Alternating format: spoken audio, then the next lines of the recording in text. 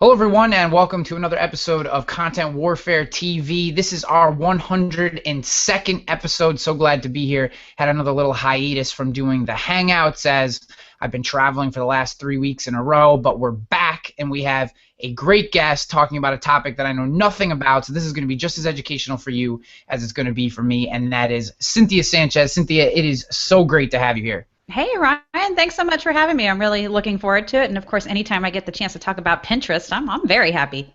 Yes, because you are the owner of ohsopinteresting.com, so it is very obvious what you're into and what this site is about when you go there. But you have kind of, I did my homework here. I try to take this job of interviewing seriously. You have a couple interesting. You were a former radiation oncology nurse, so Yeah. I'm really interested in that transition because Pinterest guru, rock star, ninja doesn't always necessarily, you wouldn't think that they was born out of that job. So talk to me a little bit about just kind of what led up to you being so interested in this topic, and maybe I know there's some connections between how you handle your business and your former career. So I would just love to hear a little bit about your background. Yeah. I've been a nurse for a while and had been in radiation oncology for a couple of years and was really enjoying it. I've been listening to podcasts. I'm a big podcast lover. And then I came across this podcast that said, hey, you can have a blog and turn it into a business. And I have 4 kids, and I knew we were going to have to head off to college soon. It's like, well, if I had my own business, I could maybe make a little bit of extra money on the side. Let's give it a try. But I knew nothing about blogging. At that time, Pinterest had taken over my life, like completely taken over my life. I had been invited to join Pinterest because back when it first started, it was by invitation only by my mother. And she sent me multiple invitations. I said, no, Mom, I don't have time for that. I'm too busy. I barely get on Facebook, no. And then one Saturday afternoon, I did and just got hooked because I found how useful it was to me. It actually helped me. It wasn't so much of it was a distraction in a sense, but it wasn't just the complete time waste. I was getting stuff out of it too.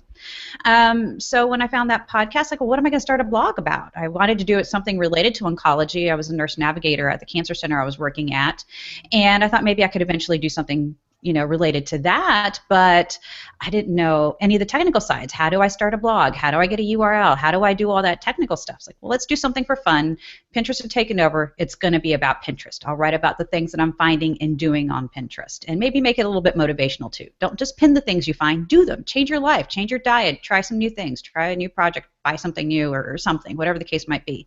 So I did that for a few months, and in hopes to get a few new readers and to figure out maybe more the business side of blogging, I went to what was then called New Media Expo, now Blog World, now New Media Expo in New York. To learn more about how to do this whole blogging thing, and made some business cards. And when I got back home to Texas, where I used to live, had a local business owner find a business card that I had left someplace, and they asked me if I would help them with their Pinterest account. And I was like, whoa, I'm a nurse. That's not what I do. I'm not in marketing. I'm not a business person. You sure you really want to hire me? It's like, well, this is our new business. We don't know what we're doing. We'll figure it all out together.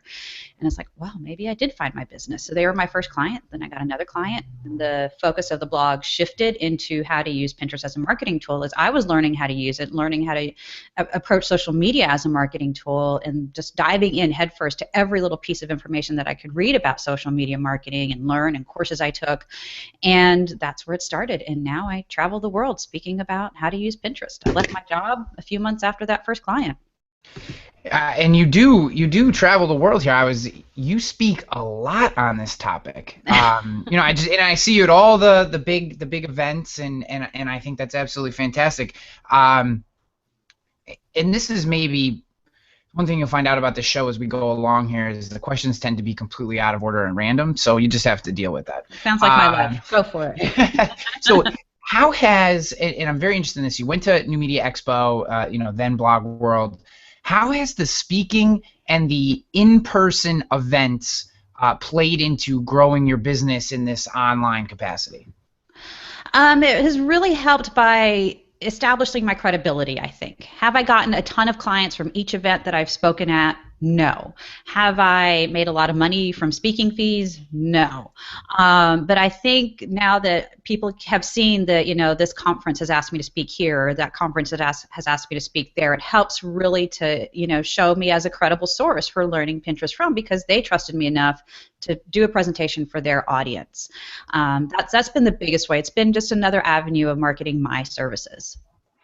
Yeah, and so the point I'd like everyone to take away from this is that our online and offline worlds really are starting to converge, and that's the part that I'm interested in with Pinterest is you're doing this work in the offline space, you're meeting people, but then it's coming into the online stuff. So how is, because so many businesses that are kind of online only retail, Pinterest makes complete sense to them, right? I mean, it makes sense. You can put the prices on it. It's retail. You can really show off through high imagery, and we can talk a little bit about that. But where I'm particularly interested, mostly because of the audience that listens to this show, is how does someone who has a storefront on Main Street start to leverage this tool? Like, let's start right at the beginning, kind of.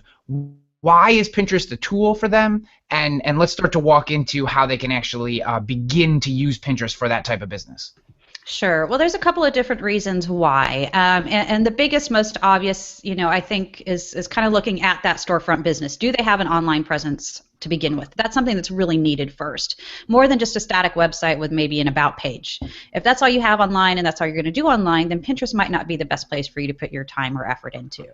If you have a blog, if you have content that you regularly produce, if you have a podcast, some sort of regular form of content, then you can really start to leverage the platform. And you don't even necessarily have to sell your products or services online. If you do, that's an added plus. But if you don't, okay. Once that happens and you start building a Pinterest presence, start building a board, there's a couple of ways that it can benefit you. First, of course, is attracting new followers through Pinterest, growing your followers who then see your pins and then can share them with their friends, and then it kind of spreads and spreads and spreads really quickly, and then gets the word out about your business. Another way is that Google and Pinterest really have a great relationship, and more often I'm finding that Google or Pinterest boards are being indexed by Google. There's a couple of local businesses that I can think of off the top of my head where if I search for a certain keyword phrase, their Pinterest board pops up on the first page of Google for a local search. Local businesses always have a tough time with that Google ranking, and everybody does actually. We want to get that really good Google ranking, and sometimes it's pretty hard with our websites, but maybe we could get there with Pinterest. So there's a couple of ways in those ways that it can help local business owners, but that content has to be there. So I want to dive into Pinterest and search, because this is actually the genesis of me reaching out to you when I did. You've kind of always been on my list of people I wanted to have on the show, but I was searching for something. I am the digital marketing lead for a national insurance digital marketing agency, and I was searching for a certain term to see who was ranking for it, and a competitor's website's pin board showed up as the third search result for this term, and I was like, holy shit, I have to knock this guy off, and I don't understand how he's ranking that for Pinterest, so I need to get Cynthia on so I can suck her knowledge out of her and start to do this myself for free, obviously. So let's talk about how do we start to rank these pin boards for search, because I think it's an amazing feature of Pinterest that nobody realizes is there. Yeah, I've been preaching this for the last year because Pinterest is really a search tool with social media characteristics.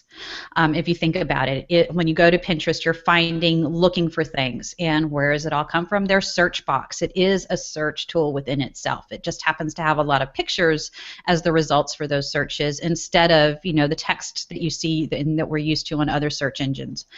So to help you with that Google ranking, it goes back to that individual board like you were talking about. Whatever that keyword phrase, I bet that phrase is in the board's title. I bet it's something related or something close to it, if not part of that whole phrase, is in the board's description. I bet it's repeated over and over in the pins that are linked to it in the descriptions and possibly in the URLs behind those pins, which then link back out to websites online. So it's that repetition. And Pinterest, of course, is a reliable, credible source, right? So Google's going to rank it high. We have all this keyword, kind of SEO juice working for us on that board because whoever set up that board was smart enough to do that, or maybe did it accidentally. Who knows? So that's how it happens. It's really, now to say that anybody can do this with any keyword phrase and just, it happened overnight, I wish I could tell you that. I wish I had that kind of magic, perception, but I don't. For some it's going to happen, for some it's not, and I'm sure it all depends on the competitiveness of the keyword phrase that you're going after. But it definitely can happen, and it's that easy. According to Ralph Rivera, you have that kind of magic. So let's keep. Okay, so my next question is, how does likes and repins and shares and engagement on these, so say you build this pin board and you've done all the things you just described, which make complete sense to me, using the terms, making sure it's quality content, good images, being repetitive in the term that you want to rank for. Does the traffic to that board, the pins, the likes, the reshares, all the ways that you can engage, or I guess list the ways that you can engage, and then how do those play into ranking, or do they at all? So for Google ranking or Pinterest ranking? Both. Okay, well, let's take Google ranking first. For Google ranking, up until this point, it doesn't matter. There is a board. It's called, can I go ahead and say it? Yeah. Okay.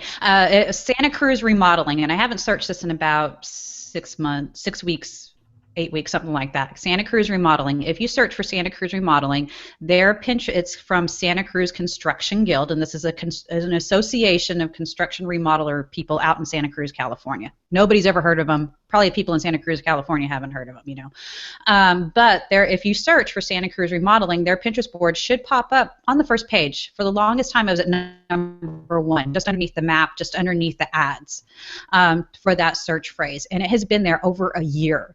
They have 108 pins and just a little over 100 followers, and they haven't touched that board in a year. Most of their pins have no repins. Most of the images they're not the big images. They're thumbnails from their website, so they're not even those big, huge images that that we're kind of going for on Pinterest.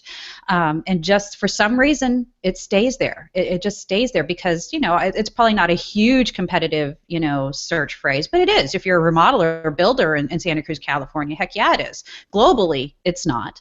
But for that local business, that's really been a big helpful thing, and they haven't touched it in a year, and they, like I said, they don't have thousands upon thousands of pins or thousands upon thousands of followers, 100 or so of each. Yeah, and it's there. And as far as ranking in Pinterest, that has changed over the past couple of months. Pinterest just introduced Smart Feed, which is Pinterest kind of version of Facebook EdgeRank, where it's filtering what you see in your home feed now. So if you're a user of Pinterest and you go and log into your account, you're used to seeing a chronological list of everything that all of the people you follow in order. So everything that they have pinned, you will see, or used to see. Now Pinterest is filtering that. They're taking information from the places you visit online. They're taking information for the things you click on in Pinterest, what you're repinning, what boards you're most active on, all this kind of different stuff. And then the quality of the pins that are the people that you're following are pinning, and then using all that information to show you your feed. So you're not seeing everything anymore. So now it's going to be a little bit more of a challenge to rank within Pinterest search, and I'm sure this is going to apply to boards as well. You're going to have better, search phrases in your board titles, all those things we mentioned about the keywords and the descriptions, those pins, all that stuff is going to play even more and more importance now. Yeah, and that only makes sense. I mean, it's funny. We were talking before we went live on this about how I've been testing Facebook ads a lot. And as anyone who's listened to this show for any amount of time knows that I am not a Facebook lover. I just have it's never clicked for me. Like, for some reason, Google Plus just clicked. I just got it. I understood how to build connections, how to do the whole thing, and it made sense. It's never been that way for me for Facebook. And then this whole, you only get 6% of your reach, and you look at Twitter's reach, it's even less, and that no one just talks about that. And okay, So it only makes sense that as people start to take to Pinterest even more, and there's 100 million users now, or 90 million users, The something. last official number was 70 70. million, and Okay. that was like almost a year and a half, 2 years ago. So it's an old number, but they haven't Yeah, so really we gotta disclosed. assume Yeah, it's way bigger. over 100 now. I Yeah. mean, because it just every day more people are using this tool. It Hmm. only makes sense that these things are going to be filtered out. So how do we start to make sure that? Let me ask the question this way: does image size, does quality of image, HD image, words on the image, like I know all that stuff comes into play in Facebook. Are there similar features that help or hurt or just in some way influence your pin showing up versus not? Okay, so there's actually quite a few questions in there, and this, so I'm going to try to kind of take it step by step, kind of really focusing on what Smart Feed is looking for, what they're looking for, because part of it is showing those quality pins first. And I had a conversation recently with Susan Warner Jackson from Ahology, which is a kind of a content network Pinterest related service, and they have a lot of information to the back end data, what all of their community is doing, what they're doing, and even some connections with Pinterest. So they did some research and they saw all these things that were impacting all of their community, and some things that I've even noticed with my own account. And so it is those high quality pins that they're looking for. So we talked about what is it that constitutes a high quality pin, and image size did kind of come into play. But it wasn't absolutely specific, that it doesn't have to be a specific size to fill the whole width of a pin. So when you click on a pin on Pinterest and enlarge it, that width is 735 pixels wide. It's really wide, too wide for most blog columns. So what do you do? Well, you don't have to have it that wide, but it should be big enough for people to understand what your image is about, and the bigger, the better.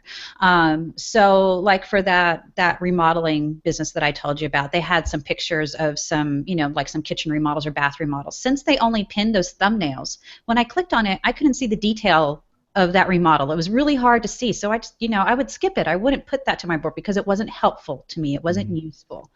And that takes me to the next point. For it to show up in Smart Feed, it has to, they're kind of in popularity, kind of like Facebook does.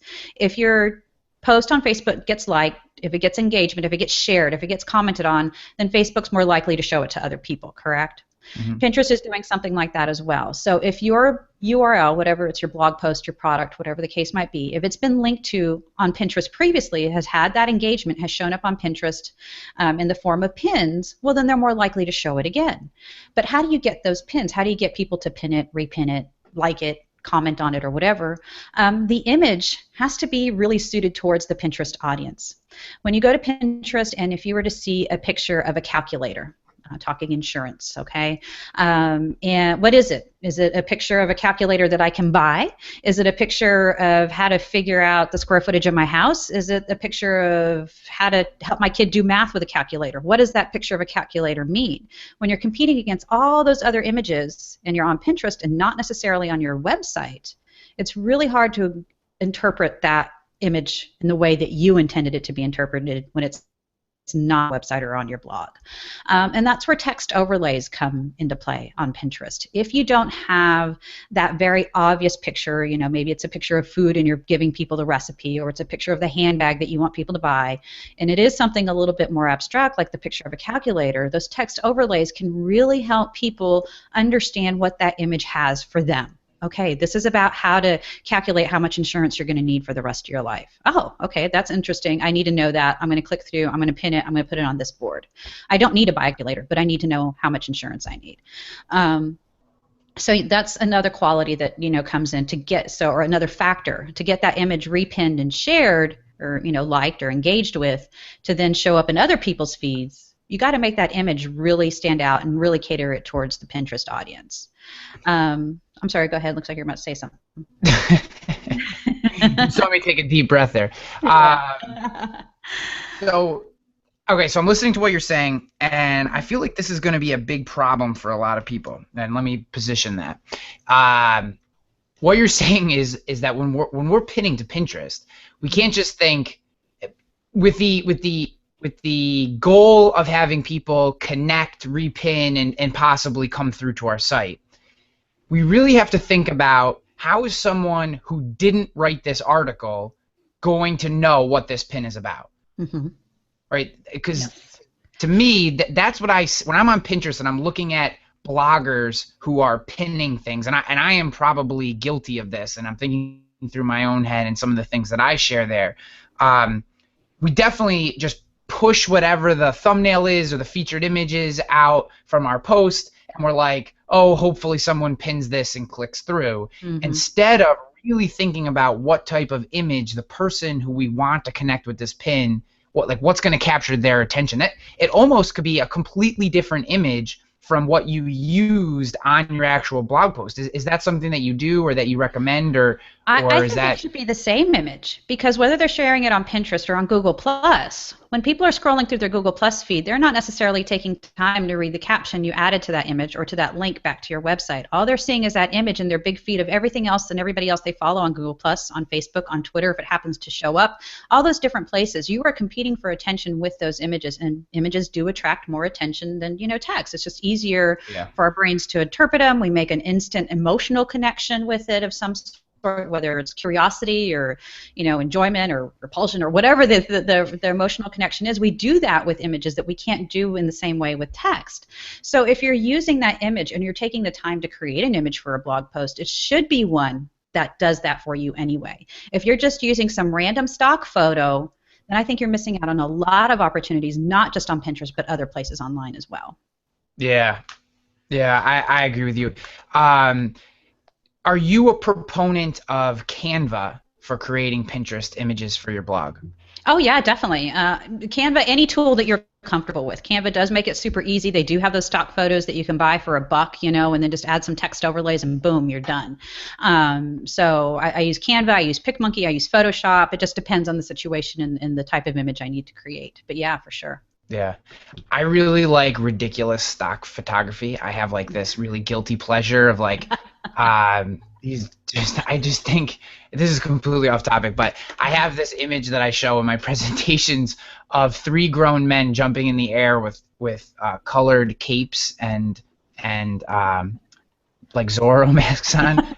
And it would be completely off context for me to tell you how I work that into my presentation, but just the idea that someone woke up in the morning and their job was, I'm going to make these 3 guys jump up in the air with these capes on and take a picture of them, and then I'm going to sell it to people and they're actually going to buy it, which I did, is it's just amazing. It's just capitalism. Yeah, but it caught your attention for some reason, right? Yes, that's just that strong connection with images, and I think that's why Pinterest has grown to be what it's become so far.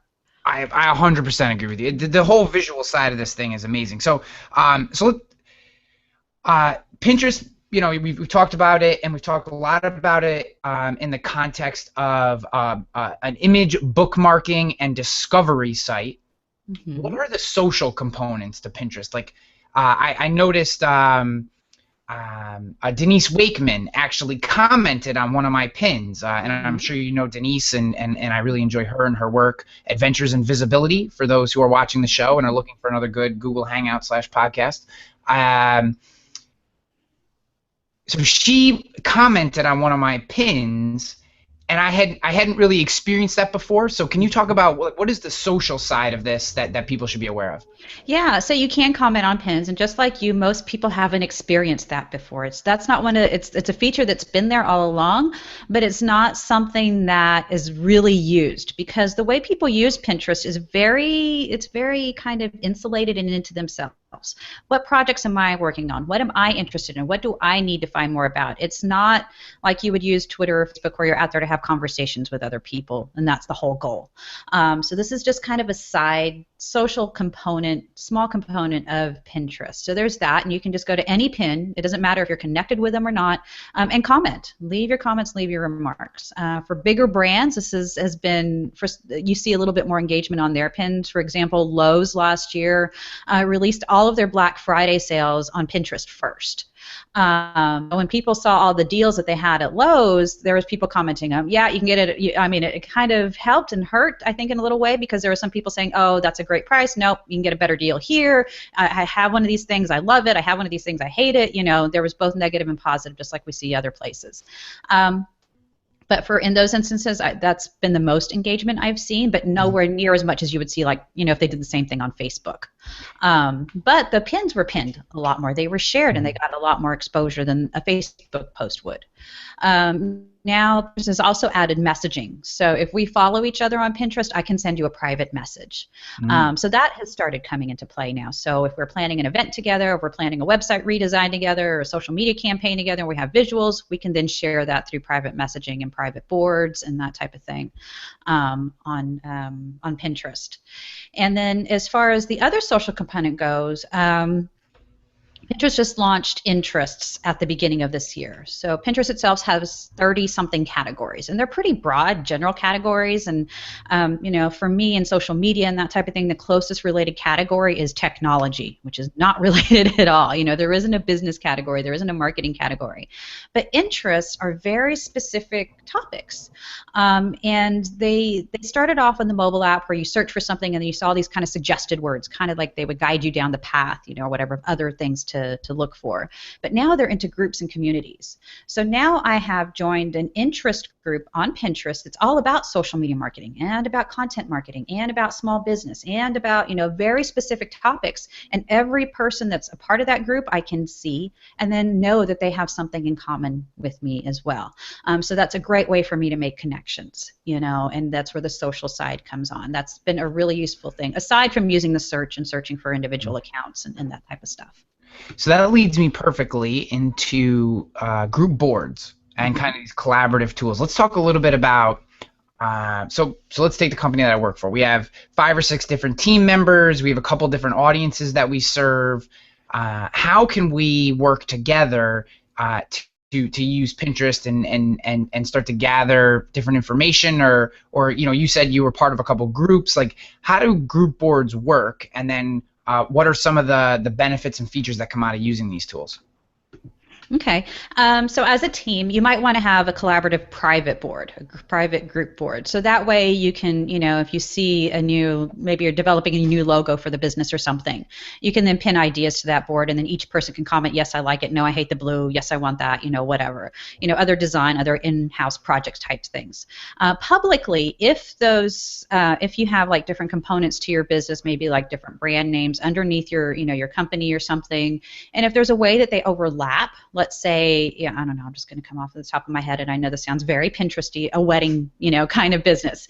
And part of your wedding business is the, you know, maybe the floral part, and the other one's the photography part.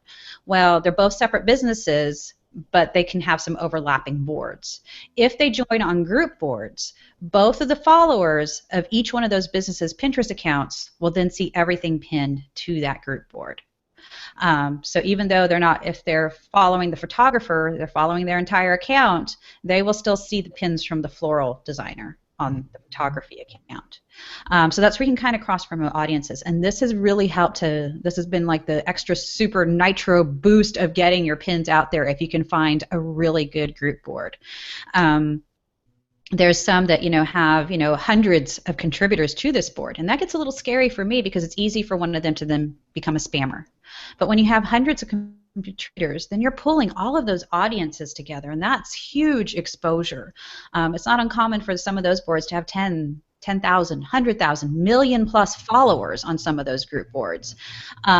You know, so when you got that much exposure, it's very tempting for somebody to come in and start just spamming all their products that aren't even relevant. So if you're the owner of one of those group boards, you have to moderate it really well, because then sometimes the contributors or the people you've invited can then invite other people as well. So I recommend that if you're going to try this, try to join a group board that you know is moderated well, or create one yourself so you have complete control over who's there, who you invite, and what they do. I did not know. That is really, really interesting. And you could, if you had some kind of trusted co-creators or you know, that you wanted, that shared like interests and stuff like that, you could really reach a large group of people through these group boards. I did not know that it then showed your pins to every one of their followers as well. That's If they're following the entire account, yeah, if they're following the entire or if they have come to follow that specific board.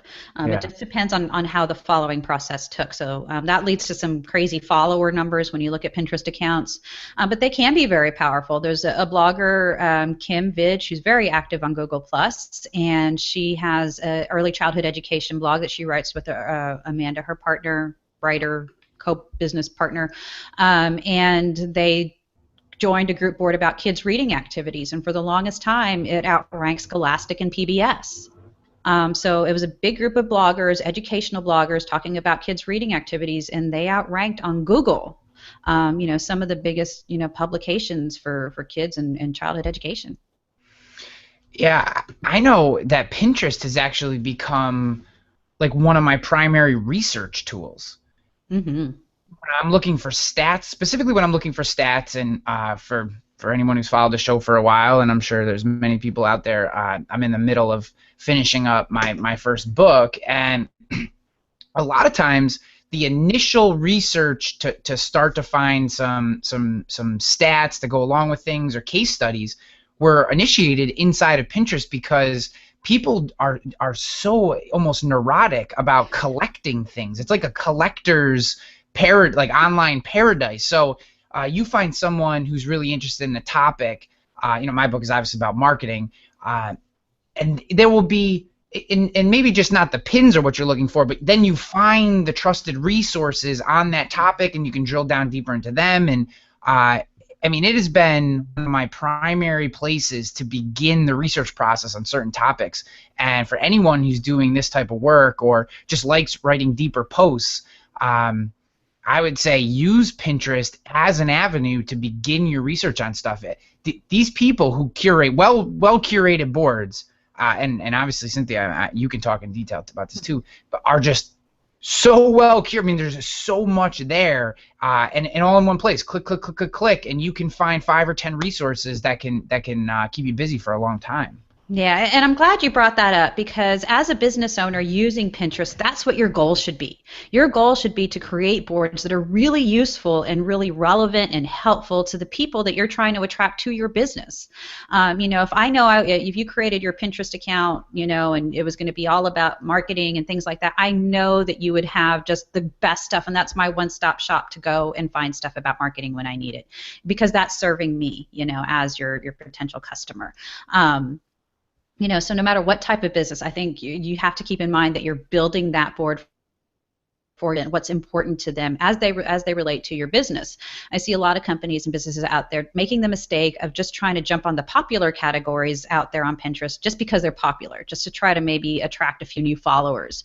I've seen major electronics companies open up recipe boards. They don't make kitchen appliances, but they have recipe boards, and they call it our favorite recipes. I don't care about your favorite recipes. Whose recipes? Is it the guy in China, or is it the guy in Mexico, or the guy in Washington, D.C.? Whose recipe is this, and why does it matter, and what does this have to do with your company and how I relate to it? I need you to tell me how to set up my stereo system and my TV and my DVR and everybody to talk to each other. That's what's important to me when I think about you, or that electronics company. So keep that in mind, and make that Pinterest account be like that online library resource destination for all the stuff related to your industry. Yeah, it seems like a great place to categorize or catalog your content as well. Mm-hmm. So you could almost take and break down, okay, every post that I have about content marketing, I could pull that off into one pin board and say, okay, if it's easier for you to use Pinterest, here's everything I've written on this particular topic, or even subtopics that you don't want to pull off as categories inside of WordPress or something. That seems like a very good use as well. I know, and you can maybe you can live consult me right here, since I have your undivided attention and I'm not paying you. One of the things that I'm thinking about is, so in marketing this book, an idea that I had was, pulling off all the relevant quotes that I've kind of, as I've been writing the book, I've been sharing them through Instagram and stuff, and maybe pulling those off and creating a pin board just for all the quotes related to the book, and then trying to potentially rank that board for the topics, for some of the keywords and stuff. I mean, is that the kind of thing that works, or is that too self-promotional? Should I pull in other stuff as well?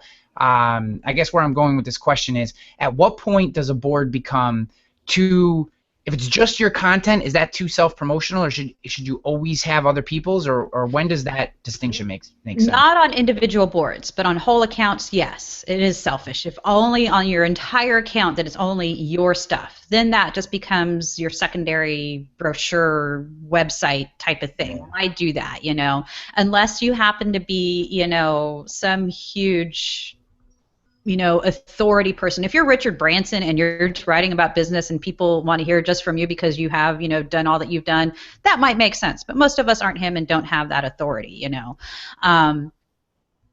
But even then, it still seems kind of selfish. They're not being in that social side of Pinterest. They need to repin and share, and really, because they're not the end all be all on everything, right? But as far as having an individual board, I think it's a very good idea to do that. But it could be somewhat limiting too. If you've already have a presence established on Pinterest, then some of your other boards are going to have a lot more followers than your new board is. For that quotes idea, I think it's a very good idea. The quotes that you have already created for Instagram, go ahead and share them on Pinterest, but you might need to tweak the image a little bit. Let people know that it's not just a share-along quote. Quotes are very popular, but they get traded like trading cards all the time. I pin them, but I got everything. I got the inspiration, I got the motivation, I got the idea, whatever was in that quote, but I don't have any reason to click through. You want people to click through. So you need to add a little bit something a little bit more enticing to the image, maybe a little box at the bottom for more of these fabulous quotes. Check out my new book, or whatever. You don't have to be quite that bold about it, but something to let them know that there's more behind that quote. And of course, you'll want to go ahead and repeat that again in some sort of way in the pin description, and then link it someplace relevant on your website. Yeah. I wouldn't necessarily link it, straight to maybe an Amazon page or Barnes & Noble or whatever. I would go back to your website where they can then find more information. I really like to take the soft sell, subtle approach to things and let them discover, not just, here, buy this. But you can definitely do that. But then once you've created that board with those quotes, and pin them there slowly. Don't upload or pin, 100 quotes right at one time. Sprinkle it out. Try to get, as much visibility to those quotes as possible. Start off with 5, and then maybe you want to have at least 5 on a board. No matter what kind of board you start, you want to have 5 pins to go to that, so it looks full. You don't have those empty spots on your account. Then after that, just add them. 1 or 2 a day, 1 or 2 a week. It depends on how many you have, But then also sprinkle those quotes within your other boards as they apply. So if you have one about Facebook specifically, and you also have a Facebook board, make sure you put it to that Facebook board as well, because then it just, shares some information about Facebook and some more exposure for your book. Wow. That was really the juice right there. I love that. You just put my whole book marketing strategy together in 3 minutes and 20 seconds. Look at that. I want to pull up a quote real quick from Ray. Pinterest is a search engine with social media connection. I think you used the word characteristics or character, whatever. But I love. I think that is really one of the main quotes that we've had today. And Ray, I appreciate you pulling that out and sharing that for us. I think that this is an incredible tool. It's one of those tools that I personally have always kind of put to the back burner, and I almost I feel it's like one of those things where you're like, I'm going to do this, and I don't. Well, I think for the longest time it just got discounted. Yes. Oh, that's just for weddings and cupcakes, which, how big is the wedding industry? How big is the food industry? They're both huge. Why it got discounted like that, I don't know. I take it a little personally. But but I think that was just the big perception of it for a long, long time. Yeah. And, I almost feel bad because as a big-time Google Plus user and constantly getting beat up on it's not this, it's not that, we should feel some kindred spirit there, because Pinterest is constantly getting pushed aside as kind of redheaded stepchild too. But I can see some amazing strategies coming out of this. I mean, as you're talking, you can't help but start to visualize your own work and going, there is some serious some serious damage you can do here, especially in this search side. I mean, I think that is really where the rubber meets the road. Is high quality pinboard focused on a topic can give you some more property inside that search result. So whether you're ranking alongside your website, now there's two places that someone could find you versus just one if it's your website. That's incredible. Exactly. And fortunately, there have been some people whose eyes have been opened early on, and they were able to take advantage of that. I think as people start to recognize this, the competition's gonna get more fierce. So I mean, of course it's not too late to start, by any means, but those that kind of saw, beyond the lace and the nail and the hair tutorials and all that kind of stuff, if that wasn't their industry, they have definitely, they've seen the payoff from it. I believe that. Well, Cynthia, this has been a fantastic conversation. I have an entire page full of notes right here that I've taken while you were speaking, and lots to do. And I'm very excited. I have a feeling that the audience is as well. A lot of people are commenting that maybe they always kind of knew they should get involved in Pinterest, and now from what you're saying that they're going to actually start to dive in. I want to direct everyone who is interested in Pinterest at all to ohsopinteresting.com. That is Cynthia's website. And you have a video tutorial. Sign up, get the newsletter, do that. This is really high quality stuff, and as you've heard from Cynthia over the last 40 minutes or so, there's a lot more to this than just pinning images. And I hope that everyone will connect with you. Besides Pinterest, where can people kind of connect with you and have a conversation and start to build a relationship? Yeah, Google Plus is great. I love Google Plus, so I'm on Google Plus. Facebook, kind of, I think we have the same feelings about Facebook. And Twitter, and it's Twitter, but I'm all everybody's got a Twitter. Yeah, I kind of got it. But yeah, it'd be great to answer anybody's questions and do what I can to help them out with Pinterest. Well, thank you so much for coming on. Thank you for everyone who showed up to the live show and for everyone who's listening later. If you want to support this show, I'm going to start pushing this more because this is infinitely important for us podcasters. If you haven't left a review on iTunes, I would really appreciate that. I'm going to leave a link in the show notes below, and there's going to be one. If you go to ryanhanley.com/show 102, ryanhanley.com/show 102. You can get all the show notes. I'll be linked up to Cynthia's website. We'll have a couple of the quotes she has here, and maybe I'll even put together a cool image that you can pin and try this whole thing out, and I encourage you to connect with her on Pinterest as well. With that, we are out.